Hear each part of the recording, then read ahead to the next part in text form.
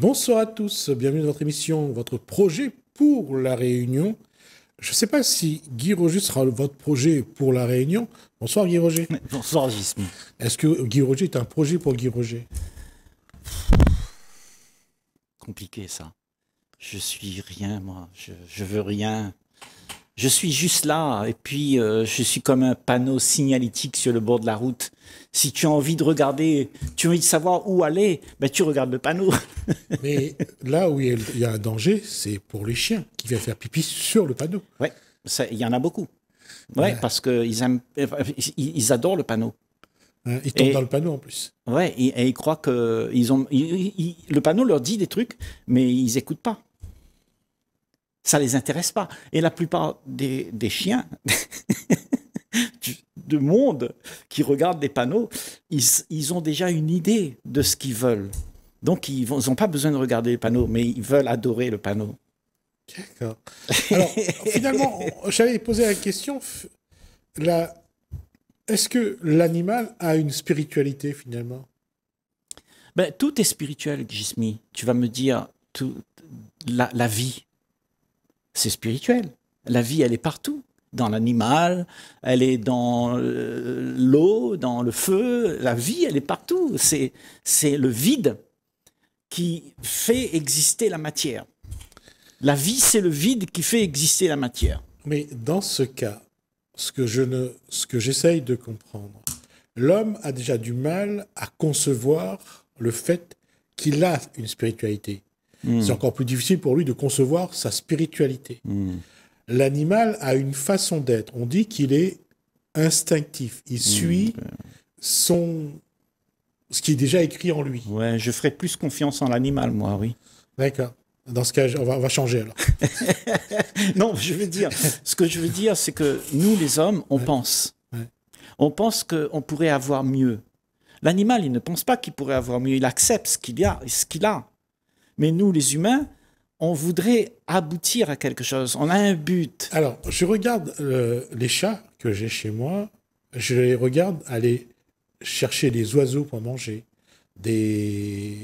ramènent des caméléons, des souris, Et je me dis, dans leur façon d'être, c'est comme ça qu'ils doivent vivre. Oui. On ne peut pas dire qu'ils sont méchants, qu'ils sont cruels, qu'ils sont... Mais lorsqu'un homme, lui, tue un caméléon, une souris, un oiseau, lui, par contre, il est cruel. Oui, oui. Parce que, tu vois, nous, on a la conception de la conscience et on peut savoir ce qui est sacré. Ce qui est sacré, c'est la vie. La vie, c'est quelque chose à protéger, à garder. Mais si tu ne fais pas, tu ne respectes pas la vie, donc tu vas vouloir profiter de cette vie sans même sentir les conséquences. Donc tu tues pour manger, tu tues parce que tu aimes, tu tues parce que tu n'aimes pas. Et en fait, c'est une habitude qu'on a eue. Mais toute cette habitude qu'on a de vivre crée chez l'homme des souffrances. Parce que on sait que la vie, c'est nous-mêmes. Et on est en train de se détruire nous-mêmes, tout simplement. L'homme a quelque chose de particulier. Il va découvrir quelque chose. On va parler de celui qui naît on va dire, en Italie, pour les pâtes. L'Italien mange des pâtes. Des pâtes. C'est une image, un cliché. L'Italien mange autre chose que les pâtes. Ça, c'est juste pour le cliché. On voit un Réunionnais qui, lui, va manger du riz. Du moins, le Réunionnais d'ici, de la Réunion, oui. Vraiment, qui est né ici, qui a grandi toute sa vie et qui a mangé toute sa vie des pâtes, du riz. C'est de sortir, en fait, c'est de sortir de l'image, du cliché que je viens de citer. Comment l'individu peut... je parle bien de spiritualité. Il a construit sa spiritualité également dans son alimentation, dans sa façon de manger, d'évoluer.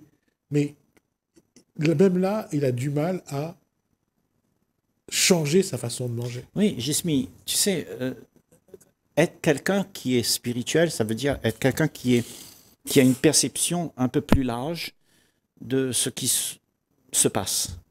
Ta perception, elle est beaucoup plus large. Tu vois les choses que dans l'habitude, tu ne peux pas les voir parce que tu es dans un sentier battu, tu répètes tout le temps. C'est exactement ce que je viens de dire. Ouais? Ouais. Donc maintenant, pour voir plus large, il est nécessaire que tu puisses abandonner ce que tu crois savoir. Ouais. Hein? Et ça, justement, quand on a l'habitude, comme tu dis, avec le riz, avec les choses que nous faisons tous les jours, nous répétons tout le temps les mêmes choses. Tout à fait. Et ça nous rassure. Et ça nous rassure. Et donc, est-ce que c'est possible, ok, pour ceux qui nous entendent, est-ce que c'est possible de ne rien répéter? Vivre avec ce qui arrive, accueillir ce qui arrive et juste accepter de le vivre. Je vais inverser l'expérience, en fait. On fait le constat de nos habitudes. Et on se dit, je change une seule chose dans mes habitudes. Même ça, nous avons du mal à le faire. Oui, parce que c'est quelque chose que on a l'habitude de vouloir. Parce que la vie, elle est tellement monotone et tu dis, je vais changer. Tu sais qu'est-ce qui se passe tous les ans? On se fait des résolutions. Hein? On dit, je vais arrêter de manger les sucreries et tout ça. Mais en fait, à la fin, le lundi d'après, tu recommences comme d'habitude. Oui, hein? Parce que on est machinal. C'est ça. C'est mécanique. C'est ça. Ouais. Alors, si tu veux faire ça, ça ne peut pas marcher. Ce sera toujours machinal et mécanique. La mécanique va te rattraper. Maintenant, si tu as compris l'enjeu qu'il y a dans les habitudes que tu cultives, l'enjeu qu'il y a, ça veut dire la médiocrité, la répétition, la monotonie et la souffrance de ne pas être libre parce que tu es emprisonné dans ces carcans. Okay? Et tu ne connais rien d'autre. Et tu te cartonnes à ça. Tu as peur même de faire autre chose que ce que tu as l'habitude de faire. Si tu as vu l'enjeu de tout ça, tout ce que tu vis là, tes émotions par rapport à ces habitudes, et cette habitude a été cassée par quelqu'un, tu lui en veux. Tu vois, on était mariés pendant 20 ans, tu te rends compte, et maintenant tu es parti, et on n'a plus d'habitude. Donc ça s'est cassé.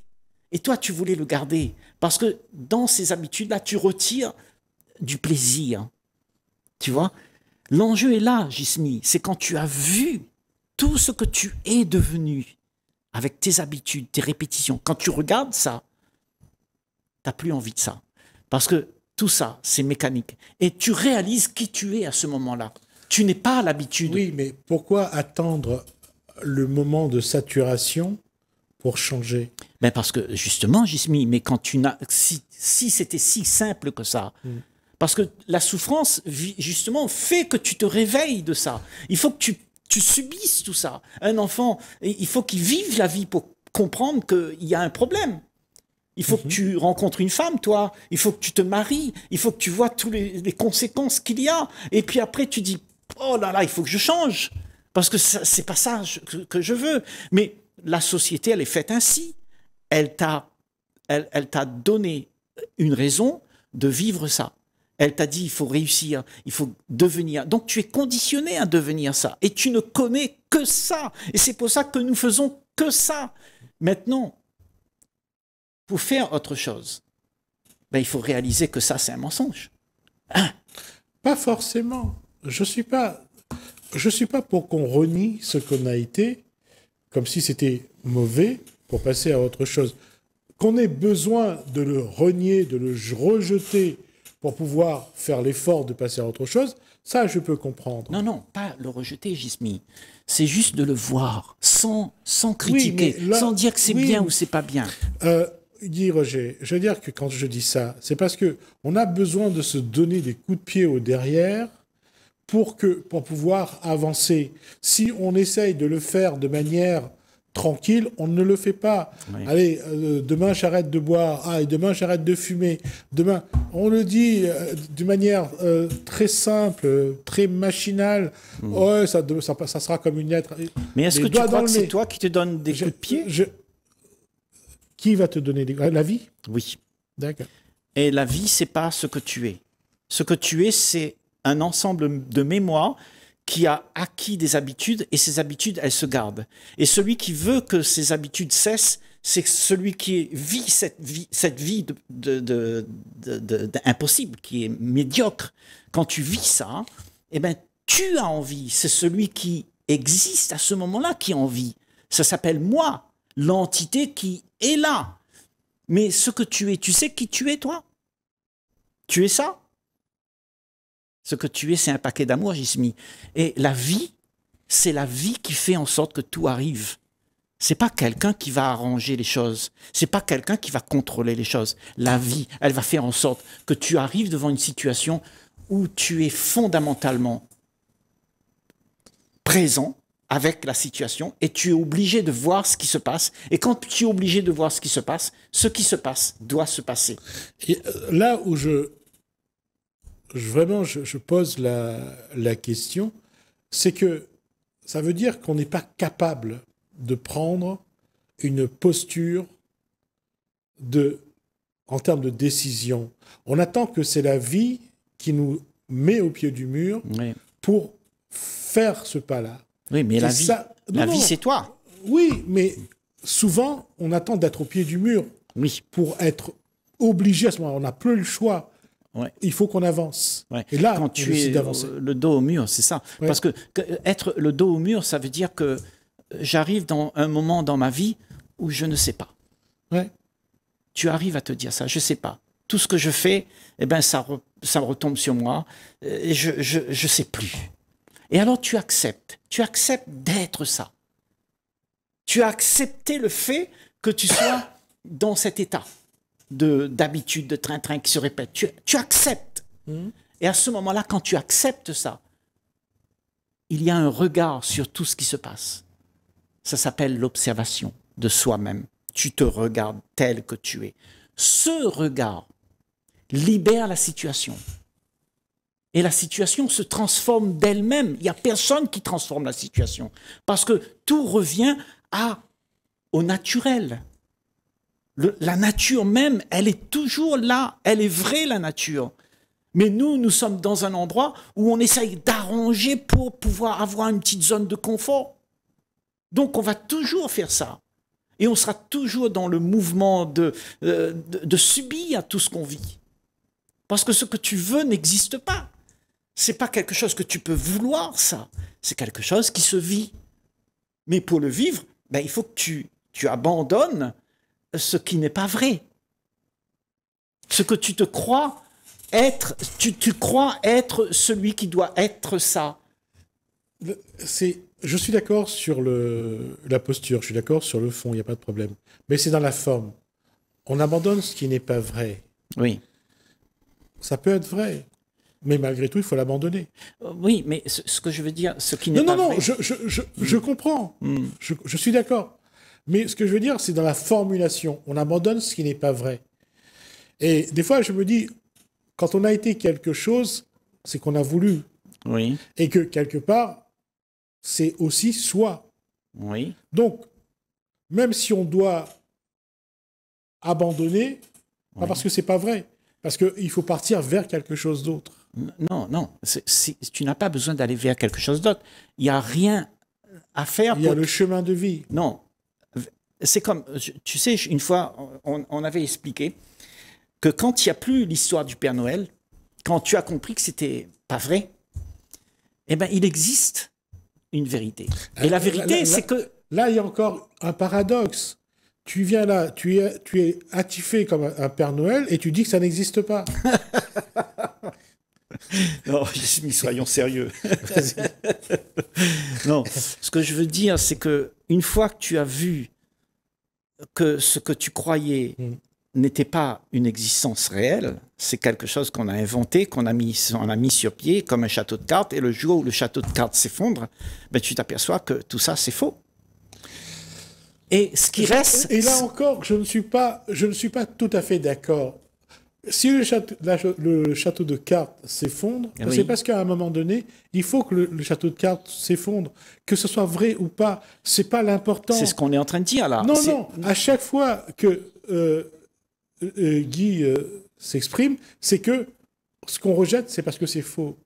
je, je- non, je ne vais pas rester. Je suis pour dire il faut abandonner la posture. Il faut abandonner ce moment-là Oui. pour passer à autre chose. Ça, je suis tout à fait d'accord. Oui. Mais pas forcément parce que ce n'est pas vrai, pas forcément parce que c'est faux, Oui. parce qu'il y a un moment, on doit aller vers quelque chose. Mais Oui. à ce moment-là, je peux être vrai aussi. Et j'abandonne ce vrai parce que c'est inéluctable, il faut que j'avance. Quand tu es joyeux, ok, et que tu t'aperçois que tout d'un coup tu es malheureux, automatiquement, tu vas savoir que être joyeux, c'est quelque chose qui est fondamental pour toi. Qui est fondamentalement. Fondamental. Ok. Hein? Quelqu'un qui a compris que être joyeux, c'est fondamental. Mhm. À partir du moment où tu n'es plus ça, ça veut dire que tu n'es plus ce que tu es vraiment, c'est-à-dire la joie de vivre, ben, il y a un problème. Donc, il faut que tu comprennes ce qui se passe pour que tu puisses comprendre que c'est cette joie qui compte. Et la vie, c'est comme ça, c'est ainsi. C'est vrai qu'il y a plein de choses qui se passent et c'est peut-être OK. C'est OK pour moi, il n'y a pas de problème. Hein. Je ne dis pas aux gens comment ils doivent vivre la vie. Moi, je dis, regarde la vie comme elle est, mais pas comme tu aimerais. Parce que ce que tu aimerais, c'est quelque chose que tu inventes. Mais la vie, elle est déjà là. Tu n'as besoin de rien faire. Tu as juste besoin de t'effacer, effacer celui qui veut se mettre en avant pour faire croire qu'il est quelque chose. Tu es rien du tout. Et quand il n'y a plus rien du tout, il y a juste la vie. Il y a ce besoin chez Guy Roger d'effacer, j'allais dire, ce qu'il y a autour pour qu'on garde l'essentiel. Oui. Non, pas d'effacer, mais justement de le voir, Gismi, pas d'effacer. Pourquoi tu devrais... Non, je veux dire, d'enlever ce qu'il peut y avoir autour, mais de garder que l'essentiel. Oui, pour mais le voir. parce que justement, je ne vais pas garder l'histoire du Père Noël. Pour moi, ce n'est pas essentiel, ce n'est pas vrai. D'accord. Ce que je garde, c'est ce qu'il y a, la réalité, c'est comme ça. Et j'adore cette réalité, parce que dans cette réalité, je ne me raconte pas d'histoire, parce que ce sont les histoires que je me raconte qui fait que je ne suis plus pratique. D'accord. Je suis devenu des choses que je dois faire, que je dois formuler pour pouvoir exister dans une zone de confort que je me suis construit. Et dans laquelle je me suis construit, c'est le plaisir que je peux avoir avec toutes les histoires que je me raconte. Et c'est vrai qu'il y a beaucoup de plaisir dans l'histoire du Père Noël, tout ce conte féerique qu'on peut avoir. Et on voit nos enfants qui sont en train de sourire tout le temps. Hein? Mais tout ça, c'est du leurre. C'est pas vrai. La réalité, on ne veut pas la voir. C'est ça le problème. Pour un enfant, par exemple, de voir le Père Noël, de croire que il existe, de croire que ce monsieur habillé de rouge et de blanc qui amène des cadeaux, c'est quelque chose qui le fait rêver, qui le rend heureux. Il faut l'enlever ou le garder. L'enfant a besoin de rêver, ça le fait rêver. Oui. Alors il faut qu'il continue à Mais rêver. pourquoi veut-on rêver? Déjà, quand tu dis à un enfant l'histoire du Père Noël qui viendra déjà, tu es en train de lui mentir. Sans même... C'est peut-être pas conscient, mais on ment à l'enfant dans l'espoir que toi, tu regardes l'enfant, il est heureux. Oui. Donc, qu'est-ce qui t'intéresse? C'est que l'enfant sourit. Et pourquoi il ne sourit pas? Quel est le genre d'enfant qui a la vie, qui ne sourit pas? Bon, tu veux lui donner quelque chose pour qu'il sourie? Ben, tu es en train de le leurrer. Et tout ce qu'on te fait, toi, ta vie, la vie que nous avons, toi et moi, depuis qu'on est petit, on nous a dit il faut réussir, il faut gagner de l'argent, avoir une petite femme et une belle maison. C'est la même histoire du Père Noël. Une petite maison, une belle femme.